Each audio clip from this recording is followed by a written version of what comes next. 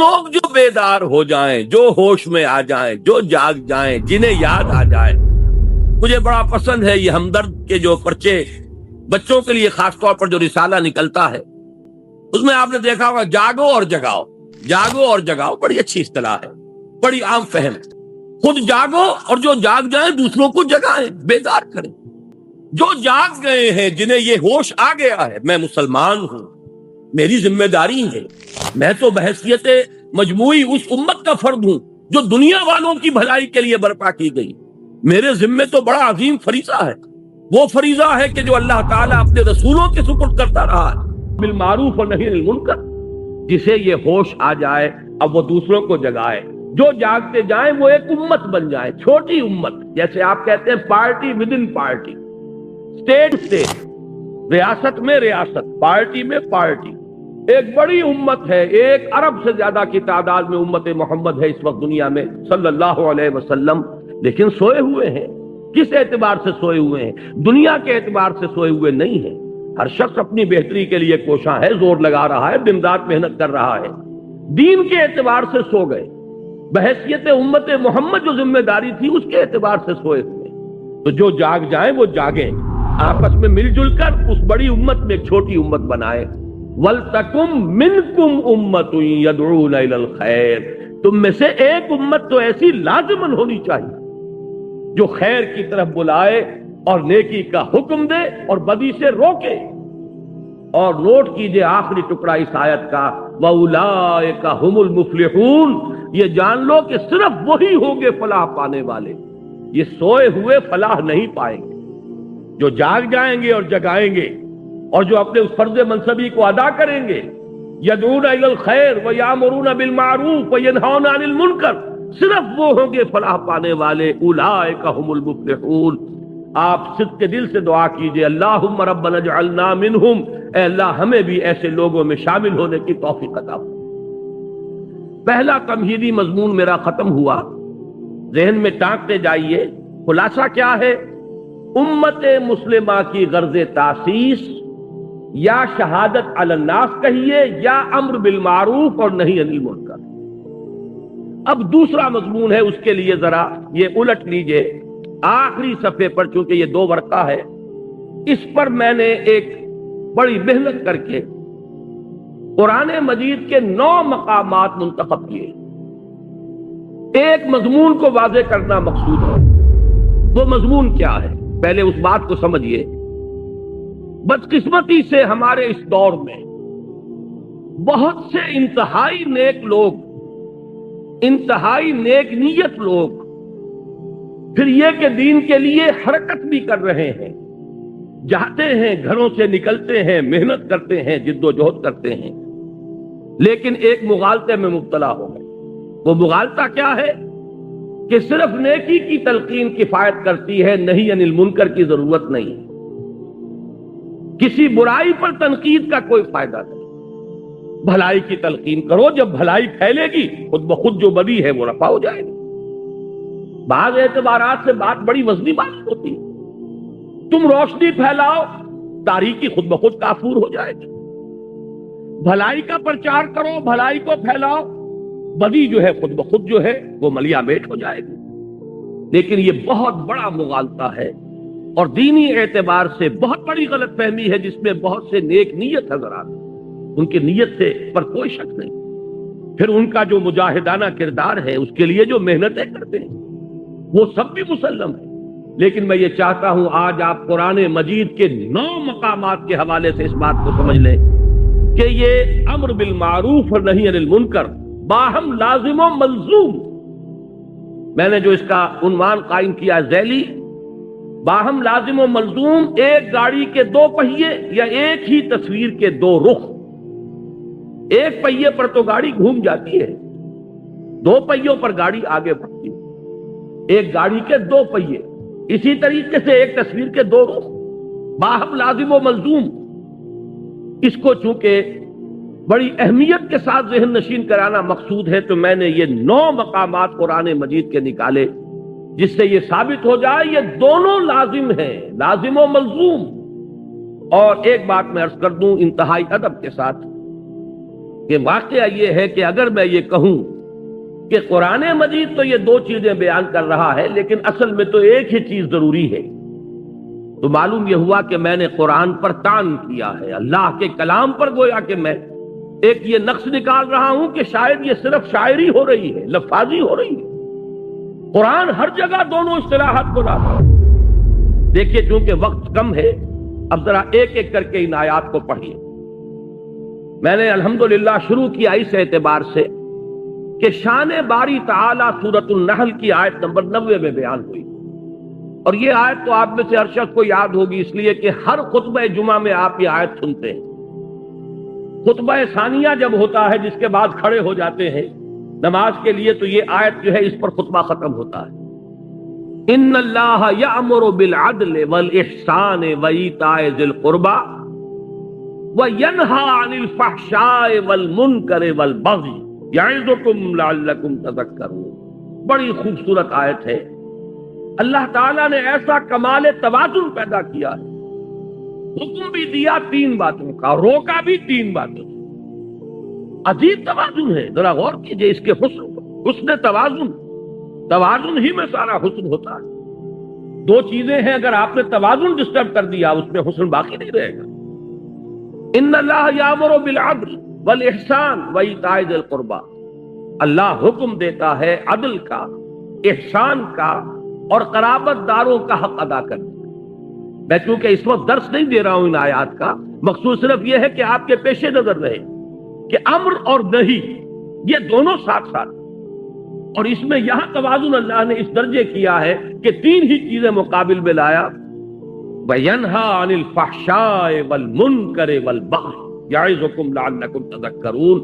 اللہ بھی نیکیوں کا حکم دیتا ہے تو بدیوں سے روکتا بھی، ورنہ اگر وہ فلسفہ درست ہوتا کہ محض نیکی کی تلقین سے بدی خود بخود کافور ہو جائے گی تو بدی کی نشاندہی کر کے اس سے روکنے کی اضافی طور پر ضرورت نہیں تھی۔ آگے چلیے، نمبر 2، تقاضائے فطرت و حکمت۔ یہاں میں نے سورہ لقمان کی آیت لی ہے۔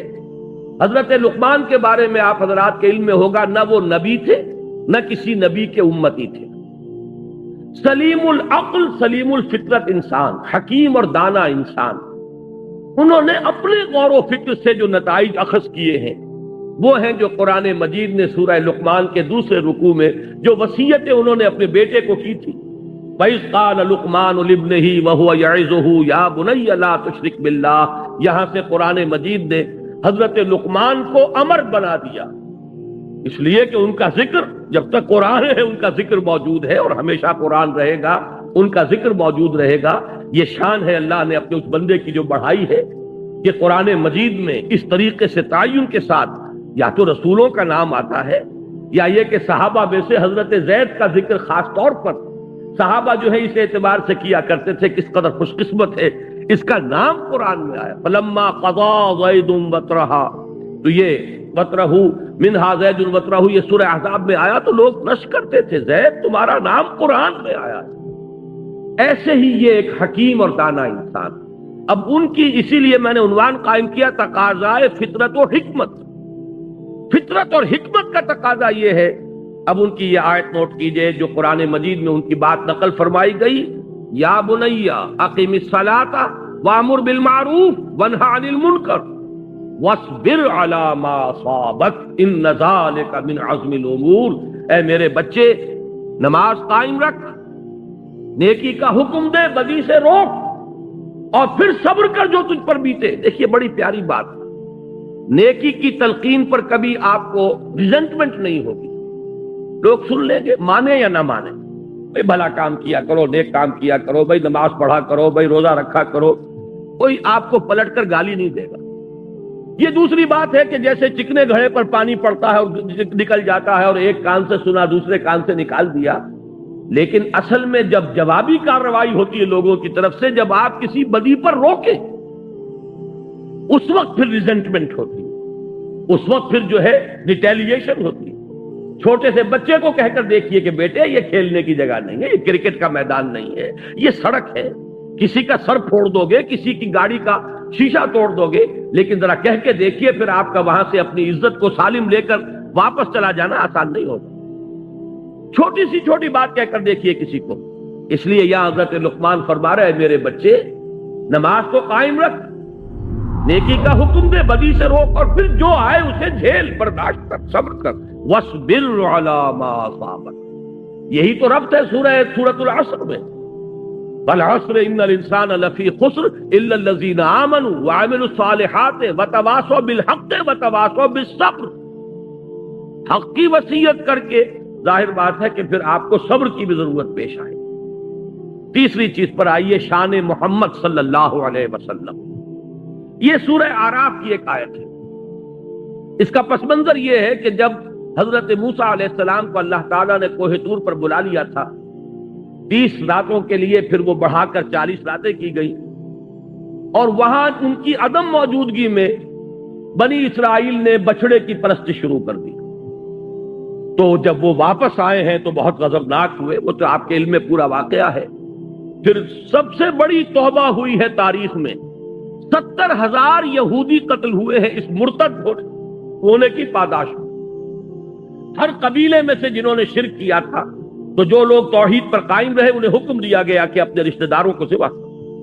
مرتد کی سزا اسلام میں قتل ہے. انہوں نے اسلام لانے کے بعد، نبی کے ساتھی ہونے کے بعد، اور گائے کی پرستش کی. یہ سارا جو ہے جس کو آج کی اصطلاح میں آپ پرج بھی کہہ سکتے ہیں، بہت بڑا پرج ہوا یہ اپنی اس پارٹی کا. اس کے بعد کوہ طور پر وہ 70 سرکردہ لوگوں کو لے کر حاضر ہوئے. دعا کی پروردگار ہم سے خطا ہو گئی ہے، معاف فرما دے اور ہمارے لیے رحمت کا فیصلہ فرما دے.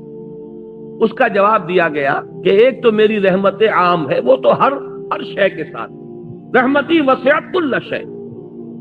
ایک میری خاص رحمت ہے جو میں نے لکھ دی ہے اپنے ان بندوں کے لیے جو میرے رسول نبی امی پر ایمان لائیں گے صلی اللہ علیہ وسلم. یہ سورہ اعراف کی آیت نمبر 157 ہے. اس نبی امی کی جو شان بیان ہوئی ہے صلی اللہ علیہ وسلم، وہ آیت ہے یہ، الذین یتبعون الرسول النبی الامی الذی یجدونہ مکتوبا عندہم فی التوراۃ والانجیل.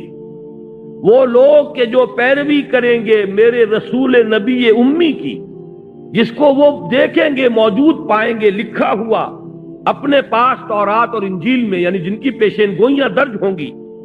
اب وہ نبی جب آئیں گے کیا کریں گے؟ دیکھیے پہلا کام کیا ہے، یامرہم بالمعروف وینہاہم عن المنکر ویحل لہم الطیبات ویحرم لہم الخبائث.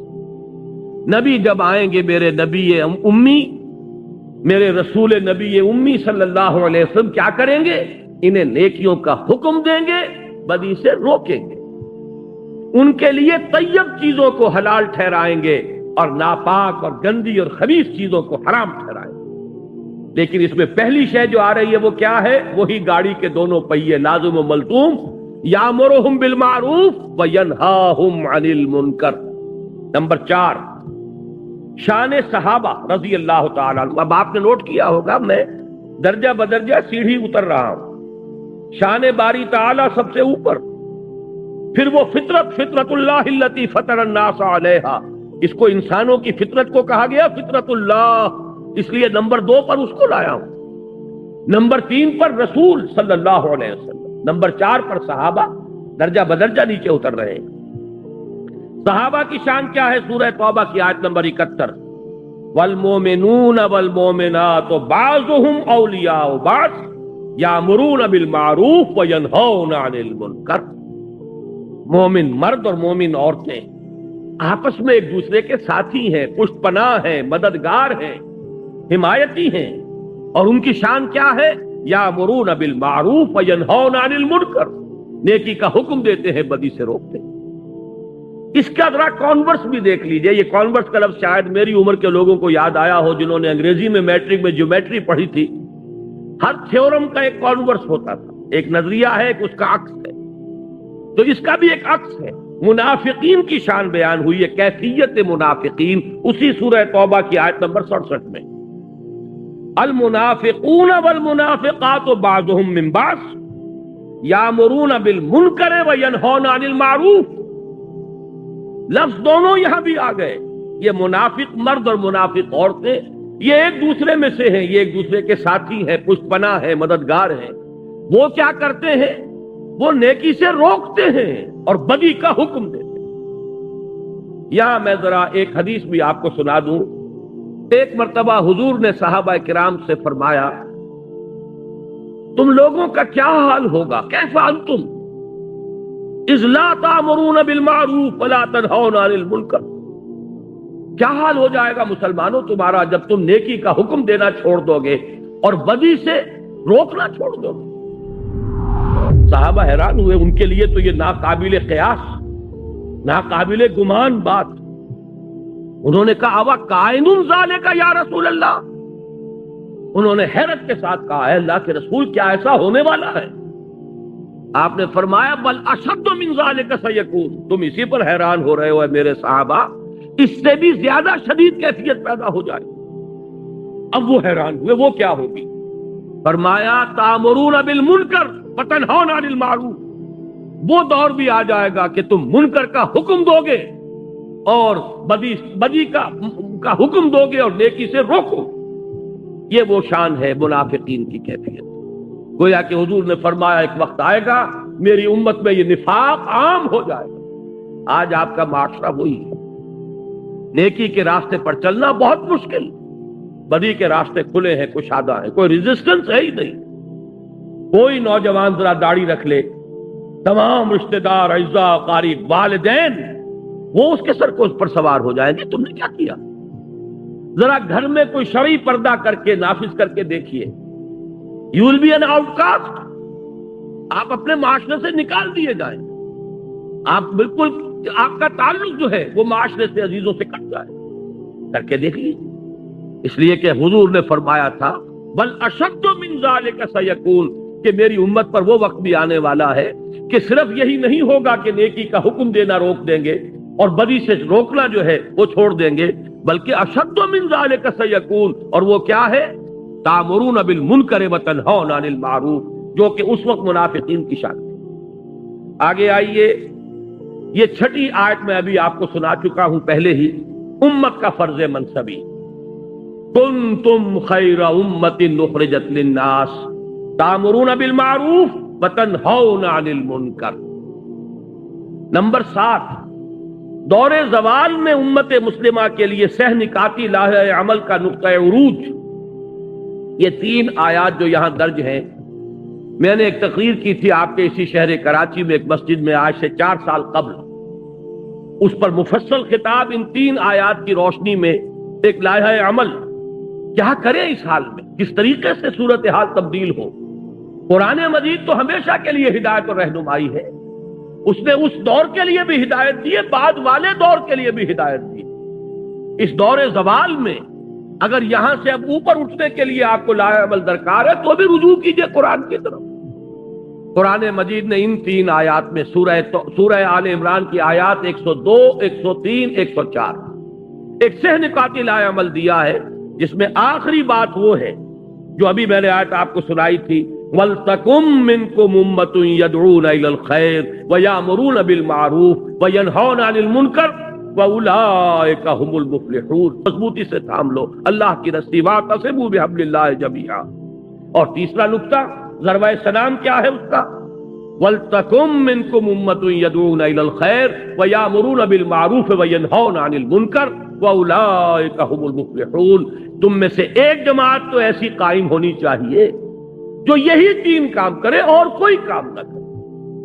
میں یہاں پر عرض کر دوں کہ واقعہ یہ ہے کہ آج وہ بعد میں تفصیل سے گفتگو ہوگی، ہماری دینی جماعتیں بھی اپنے اصل ہدف سے ہٹ چکی۔ اس وَلْتَكُمْ مِنْكُمْ أُمَّةٌ، اس کے کرنے کے صرف 3 کام قرآن نے بتائے، خیر کی طرف دعوت، نیکی کا حکم، بدی سے روکنا۔ یہ پاور پالیٹکس میں اپنے آپ کو ملوث کر لینا، کبھی کسی کا پاسنگ بن جانا، کبھی کسی کا ضمیمہ بن جانا، ادھر سے ادھر جو سیاسی اعتبار سے لڑکتے رہے ہیں، یہ در حقیقت اپنے اصل ہدف سے ہٹ جانے کی بنا پر، وہ تیر نیم کش جس کا نہ ہو کوئی ہدف، اپنے اصل ہدف سے، ہمارے یہ جو لائحہ عمل کا جو ہدف ہے اس سے ہٹ چکے ہیں۔ بہرحال اس کے ضمن میں عرض کر دوں کہ وہ جو میں نے تقریر کی تھی، وہ بھائی جمیل الرحمان صاحب اللہ تعالیٰ انہیں صحت بھی دے اور عمر بھی دے. انہوں نے میری کتنی ہی تقریریں ہیں، بڑا مشقت طلب کام ہے یہ ٹیپ سے اتارنا، اور یہ کر رہے ہیں. کم سے کم میں سمجھتا ہوں کہ 15 برس ہو گئے ہیں انہیں یہ کام کرتے ہوئے. میری بہت سی تقریریں ایسی ہیں جو انہی کے ذریعے سے وہ کتابی شکل میں آئی. اسی کراچی میں نے ایک تقریر کی تھی اسی آیت کے حوالے سے جو ابھی سورہ اعراف کی ہم نے پڑھی ہے. اس میں اہل ایمان کے بارے میں فرمایا کہ وہ لوگ کیا کریں گے، والذین آمنوا بہ وعزروہ ونصروہ واتبعوا النور الذی انزل معہ اولئک هم المفلحون. ہمارے اس رسول نبی امی کو جو لوگ جو ان پر ایمان لائیں گے، ان کی تعظیم کریں گے، ان کی مدد کریں گے، اور جو نور ان کے ساتھ نازل کیا جائے گا اس کا اتباع کریں گے، وہی فلاح پانے والے ہوں گے. وہ تقریر بھی انہوں نے اتاری تھی اور وہ چھپ چکی ہے، کتنے ایڈیشن اس کے. نبی اکرم صلی اللہ علیہ وسلم سے ہمارے تعلق کی بنیادیں الحمدللہ بہت پسند کیا گیا، وہ عوام میں خواص میں، اس لیے کہ ایک بالکل نقطہ نظر سامنے آیا. یہ وہ مختلف نقطہ نظر کہ آیا صرف درود پڑھ دینے سے حق ادا ہو گیا، یا یہ کہ عید میلاد منا لینے سے حق ادا ہو گیا حضور کا صلی اللہ علیہ وسلم، یا جلوس نکال دینے سے حق ادا ہو گیا، یا کوئی اور ذمہ داریاں ہیں ہماری نبی اکرم صلی اللہ علیہ وسلم کے بارے میں. اسی طرح اس تقریر کو بھی انہوں نے اتارا تھا، اور اب وہ بھی کتاب کی شکل میں شائع ہو رہی ہے. لیکن تازہ میثاق جو میں خاص طور پر حکم دے کر آیا تھا کہ اس کو جلدی سے شائع کیا جائے، اور بائی ایئر کارگو میں نے منگوایا ہے، آج اس کے نسخے باہر موجود ہیں. یہ کوئی 64 صفحے کا کتاب ہے جو اس میثاق کے اندر پورا کا پورا آ گیا ہے. لہذا میں آج اس موضوع پر گفتگو نہیں کر رہا. یہ جو سہ نکاتی لائے عمل ہے، آپ میں سے ہر شخص کوشش کرے کہ اس کو میثاق کے شمارے کو لے کر جائے، اور آج ہی رات اسے پڑھ لے. انشاءاللہ وہ محسوس کرے گا کہ یہ ایک ایسی شے ہے جسے بڑے پیمانے پر مسلمانوں کے اندر عام کرنے کی ضرورت ہے. قرآن نے ہمیں لاہ عمل دیا ہے، ہم کدھر بھٹک رہے ہیں. جیسے حضور صلی اللہ علیہ وسلم، مجھے غزوہ حنین کا وہ وقت یاد آ رہا ہے جب صحابہ، چونکہ بوچھاڑ ہوئی تھی تیروں کی، بڑی سخت بوچھاڑ. جب حضور اور مسلمانوں کا لشکر جب جا رہے تھے تو ایک تنگ درے میں، پہاڑی کے درے میں سے گزر رہے تھے، اور پہاڑی کے دونوں طرف جو ہے پہاڑوں پر اس درے کے وہ کفار پہلے سے بیٹھے ہوئے تھے، اور انہوں نے جو پھر بوچھاڑ کی ہے تیروں کی تو بھگدڑ مچ گئی. اس وقت حضور صلی اللہ علیہ وسلم نے ایک آواز بلند کی، الیہ یا عباد اللہ، الیہ یا عباد، اے اللہ کے بندوں کدھر جا رہے ہیں، آؤ میری طرف. میں یہ عرض کر رہا ہوں قرآن آج پکار رہا ہے، الیہ یا عباد اللہ، آؤ میری طرف. میرے پاس پروگرام ہے، میرے پاس لاہ عمل ہے، میرے پاس ہدایت ہے، لیکن تم نے مجھے اپنا امام بنایا ہی نہیں. یہی وجہ ہے کہ میں نے اس کتابچے کا انتصاب لکھا ہے، یہ جو شروع میں ہوتا ہے، ان باہمت لوگوں کے نام جو قرآن حکیم کو واقعتاً اپنا امام بنانے کا عزم کر لیں. یہ کتابچہ ان کی خدمت میں پیش ہے کہ اگر وہ چاہتے ہیں کہ قرآن کو امام بنائیں تو قرآن یہ راستہ سہ نکاتی راستہ ہے جو دکھا رہا ہے. وہ اس میثاق کے شمارے میں اور مضامین نہیں ہے، اس میں صرف ایک چھوٹا سا مضمون اور ہے. پورا کتاب اسی کتابچے پر یہ میثاق کا شمارہ جو ہے وہ مشتمل ہے. وہ میں پھر عرض کر رہا ہوں کہ لے کر جائیے. یوں سمجھیے کہ میرے آج کے درس کا یہ تتمہ ہے، تکملہ ہے. اب آ جائیے اس موضوع کی طرف. ہم نے 7 مقامات دیکھ لیے کہ جہاں امر بالمعروف اور نہی عن المنکر لازم و ملزوم ہے. 8واں یہ سورہ حج کی آیت نمبر 41 ہے. اصحاب اقتدار کا فرض عین، الذین ان مکناہم فی الارض اقاموا الصلاۃ وآتوا الزکاۃ وامروا بالمعروف ونہوا عن المنکر وَلِلَّهِ عَاقِبَةُ الْأُمُورِ. وہ لوگ کہ جنہیں اگر ہم اختیار اور اقتدار اور تمکن فی الارض، حکومت عطا فرما دیں تو وہ کیا کریں گے؟ نماز قائم کریں گے، زکوٰۃ کا نظام قائم کریں گے، نیکیوں کا حکم دیں گے، بدی سے روکیں گے. وہی امر بالمعروف اور نہی عن المنکر، گاڑی کے دونوں پہیے. آخری مقام وہ ہے جو آج آپ نے آیات ابھی سنی عزیزم اسد الرحمان صاحب سے. یہ ہے سرفروش اور جانباز اہل ایمان کے اوصاف کا ذروہ سنام. یہ آیات کاش کے پورا کا پورا درس ان 2 آیتوں پر ہوتا. اس کا آغاز ہوا ان اللہ اشترى من المؤمنین انفسهم واموالهم بان لهم الجنہ. اللہ نے تو اہل ایمان سے ان کی جانیں اور مال خرید لیے ہیں. جنت کے عوض، جنت چاہیے تو جان اور مال میرے حوالے کر دو۔ جو بھی باشعور صاحب ایمان ہے وہ گویا کہ اللہ کے ساتھ ایک بیع و شرا کر چکا، اپنی جان اور مال اللہ کے ہاتھ فروخت کر چکا۔ لہذا اسی کا مظہر یہ تھا کہ وہ لوگ سرفروشی اور جاں فشانی جب پکارا گیا میدان میں آ گئے جان ہتھیلی پر رکھ کر۔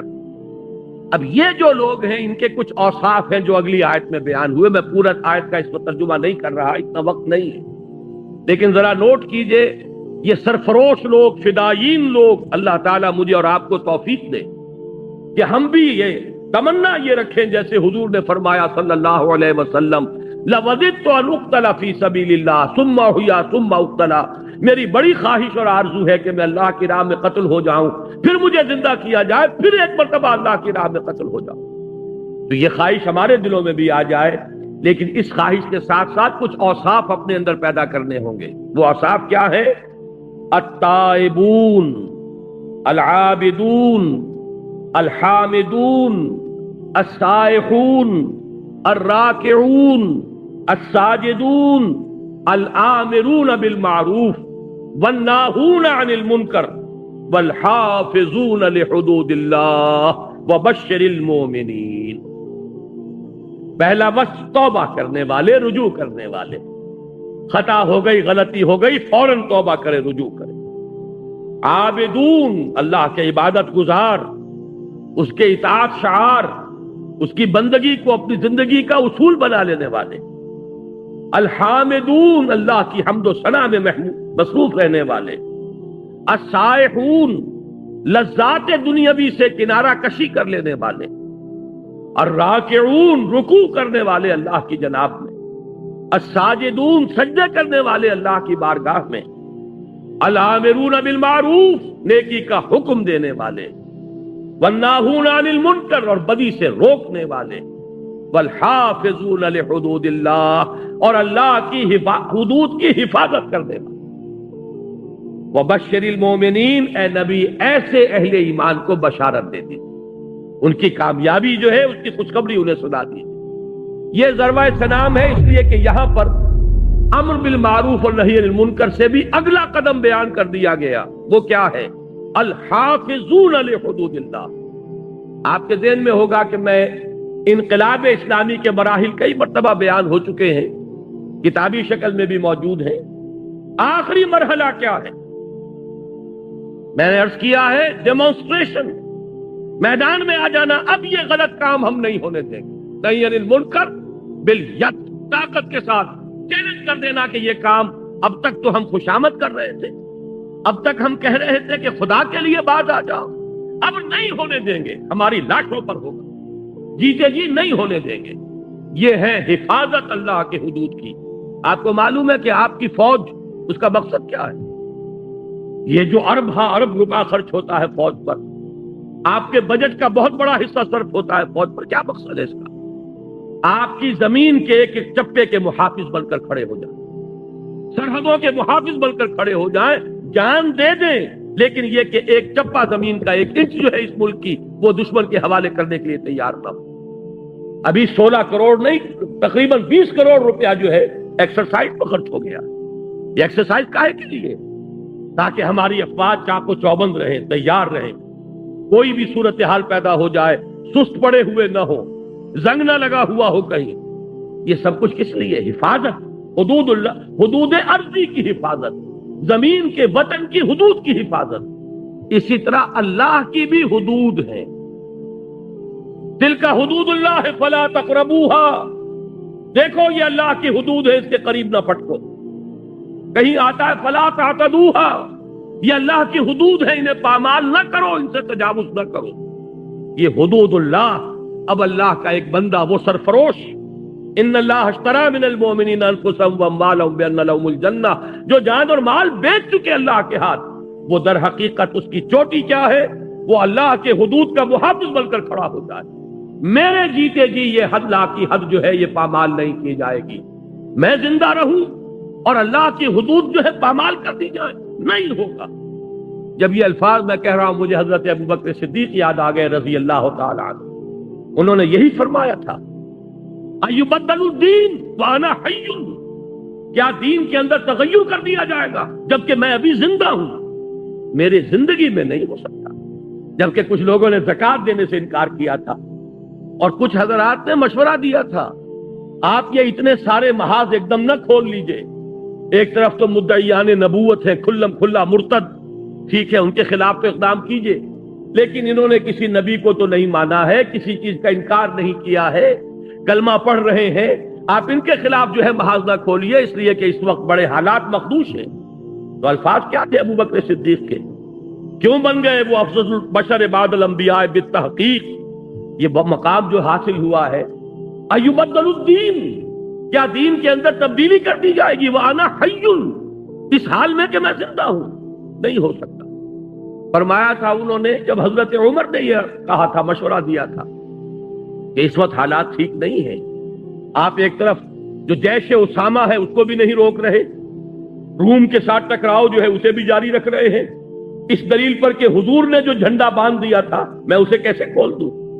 حضور نے لشکر تیار کر دیا تھا، یہ جائے گا تو کیا کریں گے؟ یہاں پہ کون محافظ ہوں گے؟ تو انہوں نے فرمایا تھا کہ اگر کوئی محافظ نہ ہو، اگر درندے آ کر ابو بکر کو نوچیں تب بھی یہ کام ہو کر رہے گا، اس لیے کہ نبی صلی اللہ، میں اللہ کے رسول کا خلیفہ ہوں، ان کے جو کام ہیں ان کے مشن کی تکمیل میرا مقصد ہے زندگی، یہ ہے حفاظت حدود اللہ۔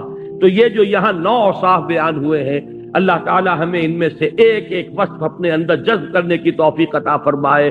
التائبون العابدون الحامدون السائحون الراکعون الساجدون الآمرون بالمعروف والناہون عن المنکر والحافظون لحدود اللہ۔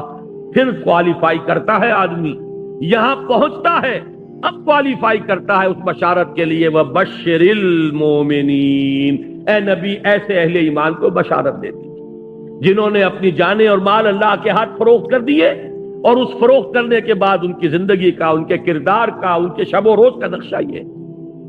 بہرحال اگرچہ اس میں کئی دوسرے مضامین بھی ضمنی طور پر آ گئے، لیکن میرے اس بیان کا مقصد کیا تھا؟ اس حقیقت کو واضح کرنا کہ امر بالمعروف اور نہی عن المنکر انسیپریبل ہے، ان کو ایک دوسرے سے جدا نہیں کیا جا سکتا، یہ ایک ہی حقیقت کے اجزاء لا ينفک ہیں، لا ينفک غیر منفک، جس کو علیحدہ نہیں کیا جا سکتا۔ یہ غلط فہمی رفع ہو جانی چاہیے۔ یہ مغالطہ جنہیں بھی ہیں انہیں اللہ تعالیٰ ان کو اپنے اس مغالطے پر متنبع اور مطلع ہونے کی توفیق عطا فرمائے۔ ہمارا کام یہی ہے کہ جو بات کتاب و سنت سے سمجھ میں آتی ہے اسی کو ہم لوگوں کے سامنے بیان کریں اور عام کریں۔ باقی یہ ہے کہ لوگوں کے دل میں اور ان کے ذہن کے اندر ان باتوں کا ڈالنا یہ اللہ کے ہاتھ میں، یہ کسی انسان کے بس میں نہیں۔ میں پہلے ہی عرض کر چکا ہوں، نیکی بھی ہے، تقویٰ بھی ہے، جد و جہد بھی ہے، حرکت بھی ہے، محنت بھی ہے، لیکن ایک بہت بڑا مغالطہ کہ صرف بھلائی کی تلقین، صرف نیکی کی تلقین، صرف فضائل کی تلقین کے ذریعے سے سارے معاملات دور صحیح ہو جائیں گے، ساری گندگیاں دھل جائیں گی، یہ ممکن نہیں ہے۔ قرآن مجید 9 مقامات پر اگر امر بالمعروف اور نہی عن المنکر کو متوازن طریقے سے، بالکل بیلنس اجزاء لا ينفک کی حیثیت سے بیان کر رہا ہے، تو ہم میں سے کسی کو یہ حق نہیں پہنچتا کہ اس میں سے کسی ایک کو غیر ضروری یا اضافی قرار دے دیں۔ معاذ اللہ ثم معاذ اللہ۔ اب پلٹ لیجئے، اب تیسری بات جو ہے، میں آج ذرا کچھ مختلف انداز میں درس دے رہا ہوں۔ اب تک میں نے 2 باتیں عرض کی، ایک یہ کہ امت مسلمہ کی غرض تاسیس کے لیے قرآن کی اصطلاحات 2 ہیں، شہادت علی الناس اور امر بالمعروف نہی عن المنکر۔ نمبر 2 یہ کہ امر بالمعروف نہی عن المنکر یہ ایک ہی حقیقت کے 2 پہلو ہیں، یہ لازم و ملزوم ہے، یہ ایک ہی گاڑی کے 2 پہیے ہیں۔ اب تیسری بات یہ ہے کہ ان میں اہم تر نہی عن المنکر ہے۔ اگر علیحدہ غور کرنا ہے، اور خاص طور پر علماء اور صوفیاء اور احبار اور رہبان، ان کے کرنے کا اصل کام یہی، یہ میں چاہتا ہوں کہ اچھی طریقے سے آپ سمجھ لیں، اس لیے کہ عنوان میں نے نوٹ کرایا تھا، علماء و صلحاء کے کرنے کا اصل کام اور عذاب الہی سے نجات کی واحد راہ۔ اس کے ضمن میں یہ چند آیات کا ترجمہ سن لیجئے، اور پھر یہ 3 احادیث ہیں جو ہمیں پڑھنی ہے، بڑی محنت کے ساتھ اسے چھپا کر لایا ہوں آپ کے لیے۔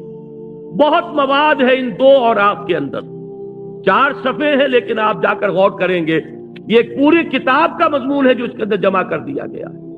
لیکن یہ کہ آپ کے پاس یہ بڑا ہینڈی رہے گا، آپ کی جیب میں رکھا رہے گا، غور کرتے رہیے، ان آیات کو یاد کرتے رہیے، یہ احادیث ہر وقت آپ کے سامنے رہیں، آپ لوگوں کو سمجھائیے، سنائیے۔ اور یہ احادیث کا عکس میں نے لیا ہے اور اس کو شائع کیا ہے مکمل حوالوں اور متن کے ساتھ۔ اگر ویسے ہی تقریر کے اندر صرف حدیث کا مفہوم آ جائے تو یاد نہیں رہتا، آگے آپ بات کر نہیں سکتے۔ دیکھیے سورہ مائدہ میں بنی اسرائیل پر تنقید ہوئی ہے۔ بنی اسرائیل کے بارے میں جو بھی میری تقاریر میں شریک ہوتے رہے ہیں، بارہا وہ حدیث سامنے آئی، اور آج وہ میثاق کے اندر بھی آپ کو وہ حدیث مل جائے گی کہ حضور نے خبر دی تھی کہ میری امت میں بھی وہ ساری خرابیاں پیدا ہوں گی جو بنی اسرائیل میں پیدا ہوئی، یہاں تک کہ اگر وہ گوہ کے بل میں گھسے تھے تو میری امت بھی گھسے گی، اور اگر ان میں کوئی بدبخت ایسا اٹھا تھا جس نے اپنی ماں سے زنا کیا ہو تو میری امت میں بھی کوئی نہ کوئی ایسا پیدا ہوگا جو یہ حرکتیں شرعی کرے گا۔ اسی کے حوالے سے ذرا بنی اسرائیل پر جو تنقید قرآن نے کی ہے سورہ مائدہ میں، اس کو پڑھیے۔